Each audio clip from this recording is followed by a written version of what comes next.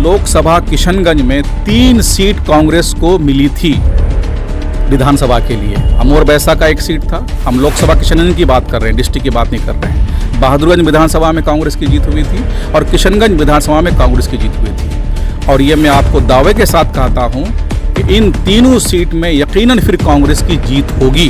कांग्रेस जहाँ जहाँ खड़ा होगा उनकी जीत होगी, राजद जहाँ जहाँ खड़ा होगा उनकी जीत होगी, क्योंकि इस बार इलेक्शन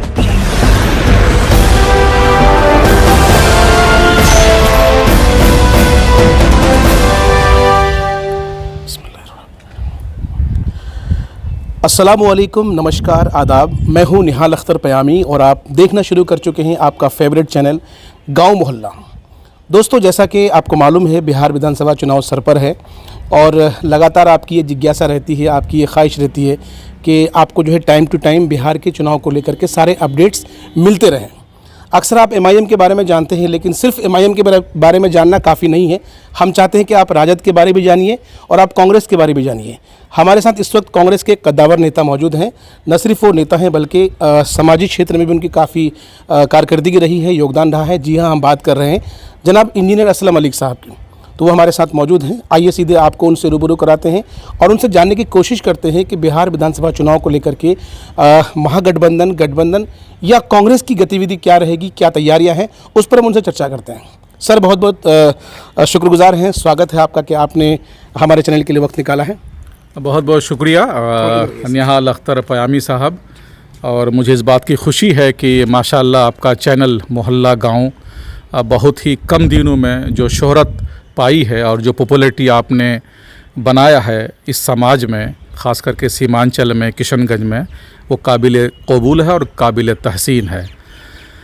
यकीनन ये जो विधानसभा चुनाव होगा, ये विधानसभा चुनाव सिर्फ एक पॉलिटिकल पार्टी का नहीं होगा, एक आइडियोलॉजी का नहीं होगा।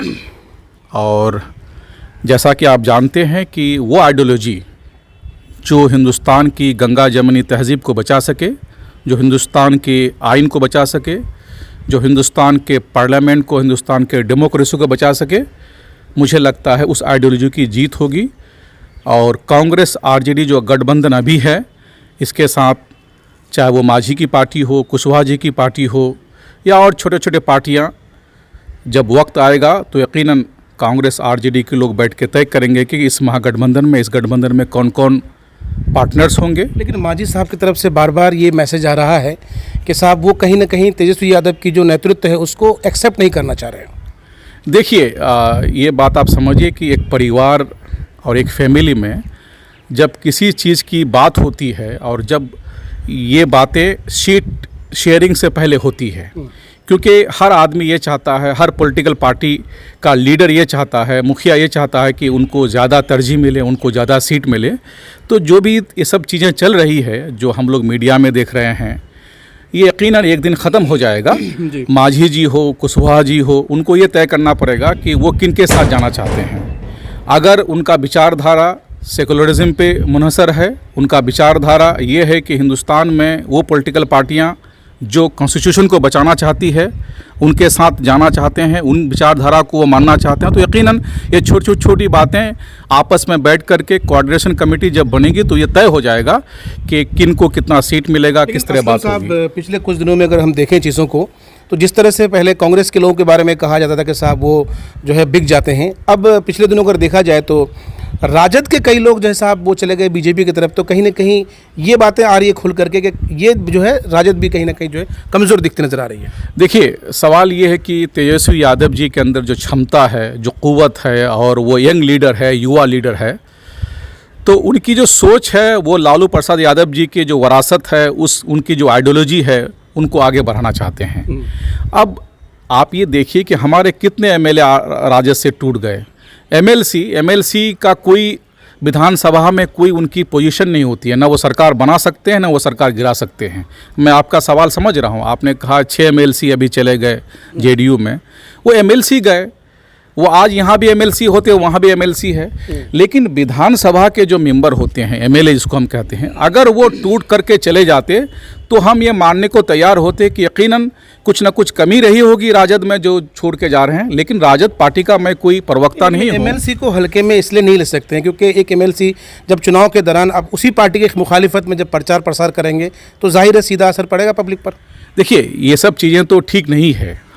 कोई भी पार्टी के लोग एक पार्टी से दूसरी पार्टी में जाए, इससे पार्टी कमज़ोर होता है, हम मान रहे हैं। लेकिन जिनको जाना होगा उनको कौन रोक सकता है। अब हर आदमी की महत्वाकांक्षा है, उनकी एम्बिशन बहुत ज़्यादा है।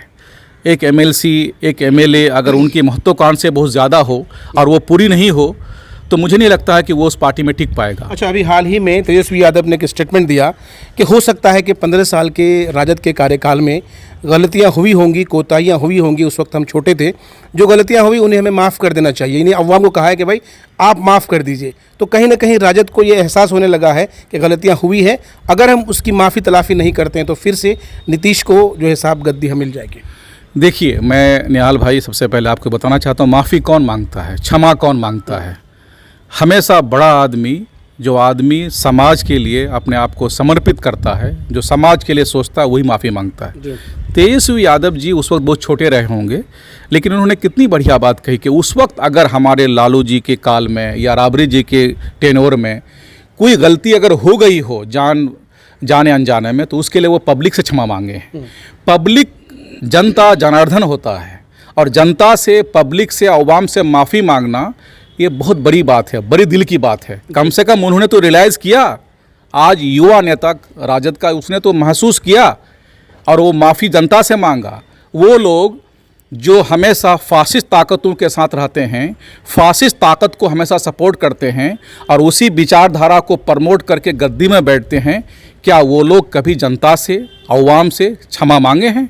ये सवाल उन लोगों के लिए है कि अगर तेजस्वी यादव जी ने क्षमा मांगा है तो ये तो बड़ी बात है। उनको यहाँ के जनता सर आँखों पे बैठाएगा और यकीनन वो क्षमा से हमारे राजद को बहुत फायदा होगा। चलिए, टिकट शेयरिंग की बात चल रही है इस वक्त और कहा यह जा रहा है कि महागठबंधन का जो रूपरेखा है वो इसलिए तैयार नहीं हो सका है क्योंकि राजद और कांग्रेस में सीट शेयरिंग को लेकर के कहीं ना कहीं जो कॉन्फ्लिक्ट है, इस वजह से महागठबंधन अभी तक नहीं बन सकी है। तो क्या लगता है आने वाले वक्त में ये विवाद और बढ़ सकता है? देखिए, मैंने आपको पहले भी ये बात बताई कि जब कोई गठबंधन बनता है, अलग अलग पार्टियां आपस में बैठ करके तय करते हैं, तो उससे पहले ये माहौल बनता है। लेकिन जो वक्त आते जाएगा, वक्त बीतते जाएगा, बड़े नेता शामिल हो जाएंगे इसमें, हर पार्टी का मुखिया का इसमें कंसेंट होगा, यकीनन एक दिन राजद और कांग्रेस का जो गठबंधन है वो टूट गठबंधन है और सीट शेयरिंग वक्त आने पर ये फैसला हो जाएगा और इसमें कोई टूट पड़ने वाली बात नहीं है। अगर मैं ये सवाल पूछूं, एनडीए जो अलायंस है उसमें भी तो अभी, चाहे वो लोक जनशक्ति पार्टी हो, चाहे वो जनता दल यूनाइटेड हो, चाहे वो बीजेपी हो, उनकी भी तो कोई अनाउंसमेंट नहीं हुई अभी सीट शेयरिंग की। तो जब सीट शेयरिंग की बात होगी तो गठबंधन बैठ करके इसको तय कर लेगा। चलिए, आप कांग्रेस के लीडर हैं, कांग्रेस के लीडर के साथ साथ आप किशनगंज से ताल्लुक़ रखते हैं, तो ये सवाल पूछना बेहद लाजमी हो जाता है कि कांग्रेस की जो एक ज़माने से सीट आपकी रही है, किशनगंज वाली सीट, अब वो जो है आपके हाथ से निकल कर एमआईएम के पाले में चली गई है, तो क्या उस सीट को इस बार बचा पाएंगे या फिर से एमआईएम? देखिए निहाल साहब, मैं तो आपको साफ कहता हूं कि वो बाई इलेक्शन था और कुछ दिन पहले ही लोकसभा का इलेक्शन हुआ था और हमने भारी मतों से अपने लोकसभा उम्मीदवार डॉक्टर जावेद साहब को जितवाया था, उनकी जीत हुई थी। तो उस वक्त तुरंत जो इलेक्शन हुआ कुछ दिन के बाद बाई इलेक्शन, उसमें एमआईएम जीत गए। लेकिन कांग्रेस के जो कार्यकर्ता हैं, जो कांग्रेस के कैडर्स हैं, उसमें जीत क्यों नहीं हो पाई, हम क्यों हारे, उसमें ऑलरेडी चिंतन मंथन हो चुका है। उसके बहुत सारे रीजंस हैं जो आप भली भांति जानते हैं।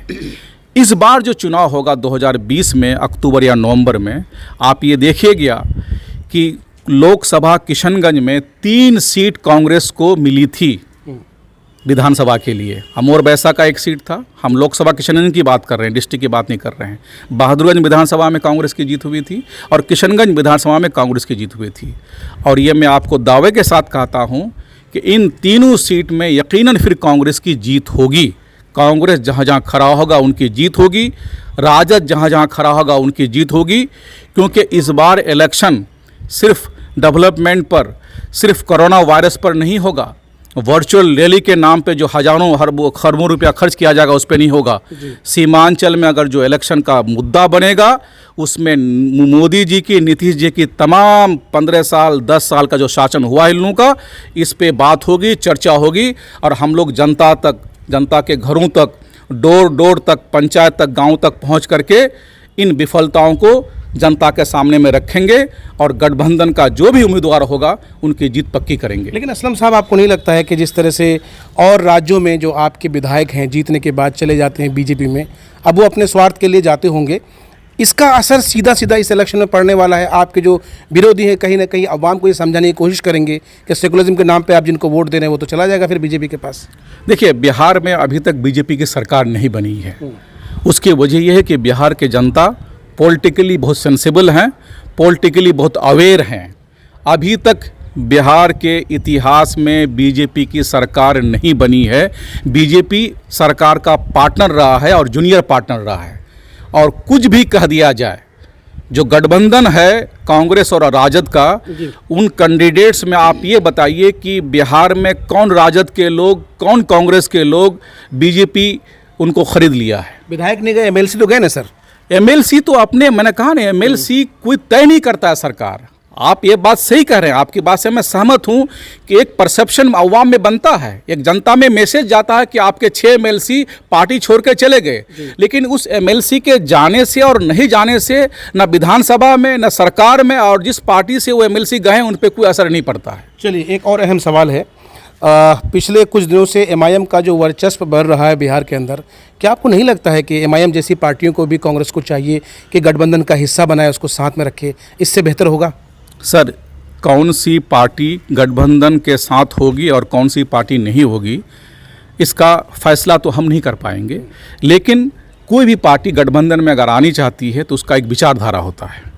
मैंने आपको लास्ट इंटरव्यू में ये बात कही थी कि कांग्रेस आरजेडी में अगर कोई पार्टी अपनी शमूलियत चाहती है, अपने अलायंस चाहती है, तो उसको तो पहले हाई कमान से बात करना पड़ेगा, दोनों पार्टी के हाई कमान से, और उनके सामने ये बात रखनी पड़ेगी कि भाई मैं किस लाइन के साथ, किस विचारधारा के साथ आपका पार्टनर बनूंगा। मुझे नहीं लगता है कि ना कोई एमआईएम की तरफ से पहल हो रही है और ना कोई राजद कांग्रेस के लोग एमआईएम को पूछ रहा है, और ऐसा मुमकिन भी नहीं है कि जिसका बुनियाद और जिस पार्टी का विचारधारा सिर्फ माइनॉरिटी इलाके में हो और सिर्फ मुसलमानों के वोटों पे उनकी निगाह हो, ऐसी पार्टी को मुझे नहीं लगता है कि गठबंधन में कोई भागीदारी मिलेगा। चलिए, आखिरी सवाल है असलम भाई, और आखिरी सवाल ये है कि आपके चुनाव को लेकर के भी चर्चाएं चल रही थी। कहा यह जा रहा था कि असलम साहब जो है किशनगंज विधानसभा से किस्मत आजमाएंगे। ये बात कितनी सही है? पिछली बार भी ये सवाल हमने दोहराया था, लेकिन हम जानना चाह रहे हैं कि क्या वाकई में असलम साहब किस्मत आजमा रहे हैं, ऐसी कोई बात चल रही है आगे? देखिए, अभी ये सब जो बातें आ रही है, ये बातें हमारे कानों तक नहीं आई है, और मैं कोई तैयार भी नहीं हूँ विधानसभा चुनाव लड़ने के लिए। लेकिन चुनाव में मैं बहुत मजबूती से इस चुनाव को मैं साथ दूंगा, चुनाव के उम्मीदवार के साथ खड़े रहूँगा, अपने गठबंधन के पार्टी के उम्मीदवार को जिताऊंगा और तन मन धन से इस गठबंधन को सपोर्ट करूंगा। असलम साहब, आपको नहीं लगता है कि किशनगंज के जो हालात हैं, क्योंकि किशनगंज में कोई बड़ा चेहरा नज़र नहीं आ रहा है कांग्रेस का, आप अगर उम्मीदवार के तौर पर होते हैं, आपको होना चाहिए, इसमें दिक्कत क्या है? नहीं, देखिए, उम्मीदवार होना चाहिए और इसमें कोई दिक्कत नहीं है, ये मैं नहीं कह सकता हूँ। ये पार्टी सही वक्त पे फैसला लेगी और पार्टी के लोग फैसला लेने के योग्य हैं। हमारे प्रदेश कमेटी के अध्यक्ष श्री मदन मोहन झा जी, शक्ति सिंह गोहेल जी जो बिहार के प्रभारी हैं, डॉक्टर जावेद साहब जो मेंबर ऑफ पार्लियामेंट हैं और एआईसी सेक्रेटरी हैं, सह प्रभारी हैं वेस्ट बंगाल के, सही वक्त पर ये लोग सही कैंडिडेट का चयन करेंगे और पार्टी का जो फैसला होगा उस फैसले के साथ हम लोग ज़मीन पे जाएंगे और अपनी पार्टी का विचारधारा, सोनिया गांधी का विचारधारा, राहुल गांधी का विचारधारा, प्रियंका गांधी का विचारधारा उस जनता तक पहुंचाएंगे और अपनी कैंडिडेट को जिता के लाएंगे। चलिए, बहुत बहुत शुक्रिया। तो ये थे असलम मलिक साहब, पार्टी के फैसले को सर्वोपरि मानते हैं और सर आँखों पर रखेंगे ये। इसी तरह से हम आपको न सिर्फ किशनगंज के बल्कि बिहार के तमाम तर लीडरान से मुलाकात कराएंगे और बिहार के जो मौजूदा हालात हैं उससे भी रूबरू कराएंगे। गाँव मोहल्ला के लिए किशनगंज से निहाल अख्तर पयामी की रिपोर्ट।